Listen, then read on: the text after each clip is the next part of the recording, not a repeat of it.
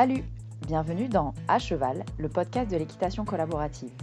Je suis Morgane, je suis coach en équitation et j'accompagne mes élèves, peu importe leur discipline ou leur niveau équestre, vers plus de collaboration dans leurs échanges avec leur cheval. Si tu es cavalière et que tu es à la recherche de connaissances, de tips, de réflexions ou d'exos pour que ton équitation devienne plus collaborative, alors tu es au bon endroit. Dans ce podcast, je te partage seule ou avec mes invités tout pour t'inspirer et que tu puisses développer l'équitation dont tu rêves avec ton cheval. T'es prête ? Allez hop, à cheval ! Salut, j'espère que tu vas bien. Aujourd'hui, on se retrouve pour un épisode un peu plus bioméca, mais tu le sais, un des objectifs de cet épisode, enfin de ce podcast, cet épisode, mais des autres aussi, c'est de permettre à tout un chacun, à tous les propriétaires de chevaux, qu'ils soient des cavaliers confirmés ou pas, de comprendre ce que je raconte quand je parle de biomécanique. Mais il y a un truc hyper important, hyper intéressant que je voulais te partager ici, parce que tu le sais peut-être, je reviens d'une tournée sur une bonne moitié de la France, une bonne moitié ouest de la France, donc j'ai rencontré pas mal de chevaux et pas mal de cavaliers avec des objectifs et des niveaux très différents. Et en fait, je remarque que peu importe le niveau, même avec des cavaliers de niveau pro, on a une, je sais pas si c'est une confusion, mais un, un élément que souvent, quand je l'éclaire, ça permet aux cavaliers de vraiment mettre les choses dans un contexte différent et du coup, de travailler leurs chevaux avec cet éclairage nouveau.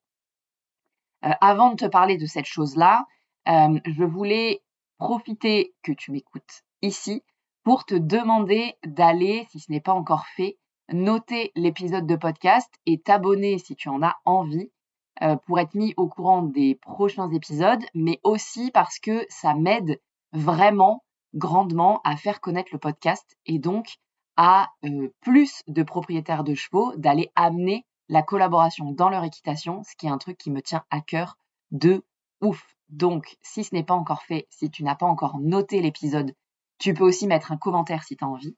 Je t'invite à le faire dès maintenant, si tu le veux bien. Voilà, maintenant que ça c'est dit, on va continuer sur le message de l'épisode du jour. J'avais envie de te parler du garrot sur cet épisode parce qu'en fait, le garrot se trouve à peu près au milieu du dos. Alors, enfin, du dos, de la ligne du dessus, en vrai. Le garrot, il n'est pas au milieu du dos, pas du tout. Le garrot, il est à peu près au milieu de la ligne du dessus, qui se passe qui part des oreilles du cheval, globalement, et qui va jusqu'à la base de la queue.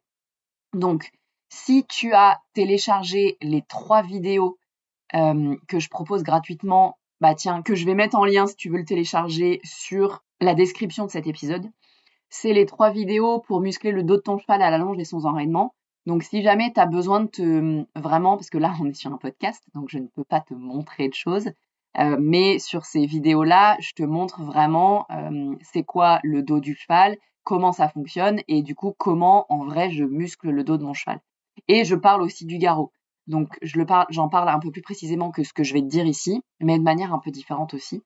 Donc, bref, il y a un truc hyper important qu'on lit quand on veut tendre cette fameuse ligne du dessus, donc qui va des oreilles à la base de la queue du cheval en passant par le garrot.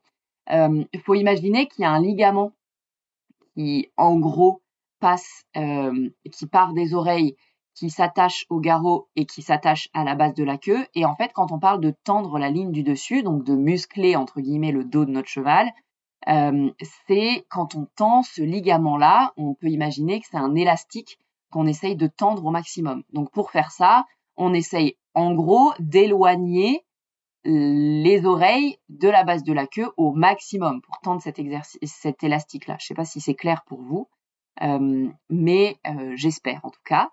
Mais il y a un truc qu'on oublie. Donc pour faire ça, très souvent, on dit qu'on va abaisser la nuque de notre cheval et on dit qu'il faut faire engager les postérieurs parce qu'en fait, ça va faire basculer le bassin et du coup, ça va permettre de tendre un peu plus ce fameux ligament, ce fameux élastique-là qui passe sur toute la ligne du dessus du cheval.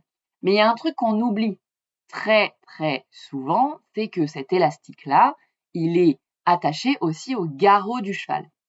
Et que donc la tension de cet élastique, la tension de cet élastique dépend de là où le garrot est placé aussi.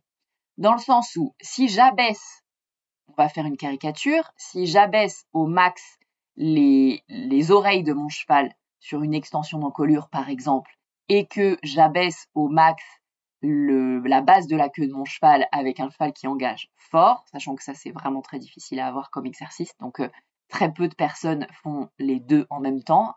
On peut très rarement avoir un engagement maximum avec une tête baissée au maximum, mais ça c'est un autre sujet. Mais en fait, si mon garrot il est complètement effondré, eh bien, je ne sais pas si vous le visualisez, mais moi je le visualise assez bien.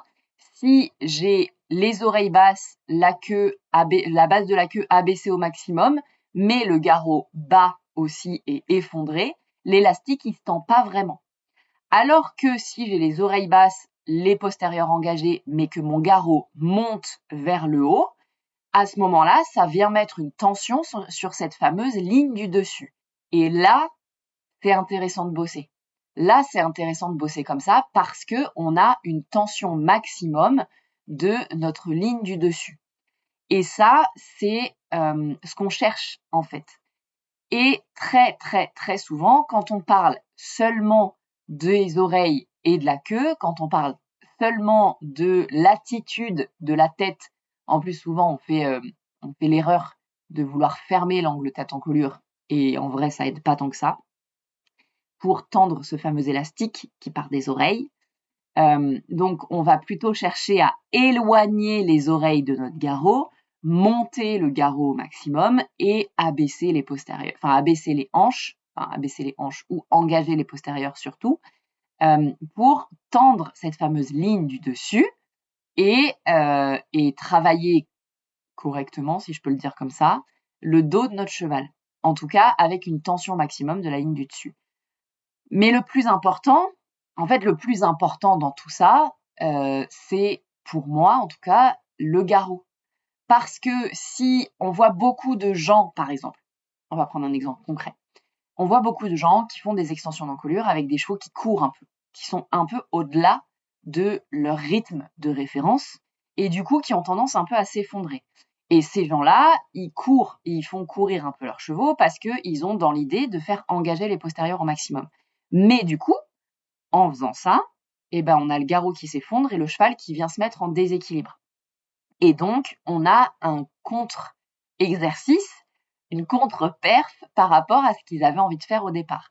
Alors que si ces personnes-là, elles ralentissaient un peu, peut-être que leur cheval, il engagerait un chouille moins, mais comme le garrot, il se tiendrait plus et il irait beaucoup plus vers le haut parce que le cheval se tiendrait mieux en équilibre, ils auraient une tension de la ligne du dessus avec une meilleure qualité. Donc, tout part du garrot. En fait, c'est vraiment la conclusion que moi j'ai fait après franchement, je ne sais même plus combien d'années presque déjà de formation en biomécanique et de liens que j'ai fait entre toutes les personnes qui m'ont fait travailler mes chevaux mes chevaux, mon cheval depuis que je l'ai. Mais il y a vraiment cette notion de garrot, elle a vraiment changé, fait la diff pour moi. Et j'avais envie de vous l'amener ici, même si vous n'êtes pas cavalier de haut niveau ou cavalier hyper confirmé, c'est hyper intéressant de vous poser cette question-là de est-ce que mon cheval, il se porte avec son garrot ou pas, là, tout de suite? Dans la sensation d'équilibre que j'ai avec mon cheval, est-ce que j'ai l'impression que mon cheval, il est complètement avec un équilibre qui part vers l'avant et à ce moment-là, il y a des chances que le garrot travaille pas correctement, entre guillemets, et que mon cheval ne se porte pas avec ses muscles du soutien et de solidarisation pour monter son garrot et du coup, il se tient pas tellement en équilibre. Et du coup, le travail que j'essaye de faire sur la tension de la ligne du dessus est pas méga quali. Et si vous êtes cavalier plus confirmé, voire cavalier de compétition ou avec vraiment un regard presque pro de l'équitation, posez-vous cette question-là. Ça a vraiment métamorphosé la façon dont les cavaliers pros que j'ai fait monter là envisageaient le travail de leurs chevaux. Donc, en fait, il y a beaucoup de cavaliers là qui ont ralenti le rythme de leur cheval pour permettre à leur cheval de se tenir mieux avec leur garrot. Et en fait, les sensations qu'ils ont eues en dessous d'eux, c'est vraiment une tension de la ligne du dessus, comme ils avaient rarement senti sur ces chevaux-là, quoi, en vrai.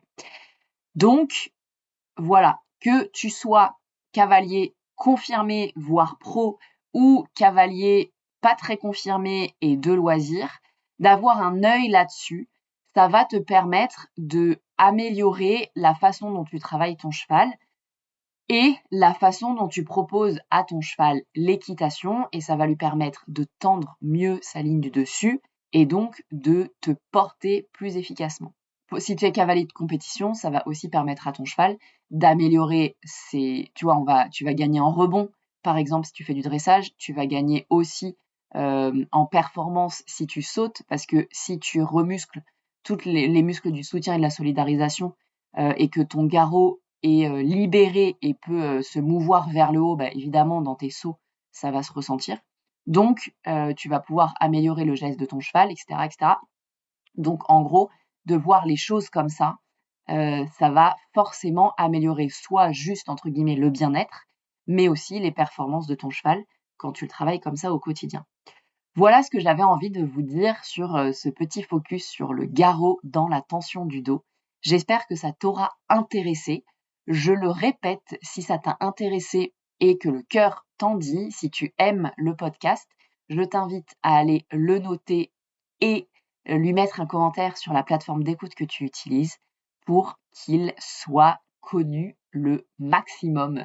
Voilà, je te laisse ici, moi, et je te dis que si tu veux aller un peu plus loin sur ces notions-là, tu peux télécharger les 3 vidéos, et je te mets le lien dans la description de cet épisode, les 3 vidéos pour muscler le dos de ton cheval en longe spécifiquement, mais en fait la théorie, la première vidéo sur le fonctionnement du dos du cheval, ça va te permettre d'éclairer beaucoup de choses et de permettre aussi toi, avec tes exercices quotidiens, d'améliorer cette tension du dos.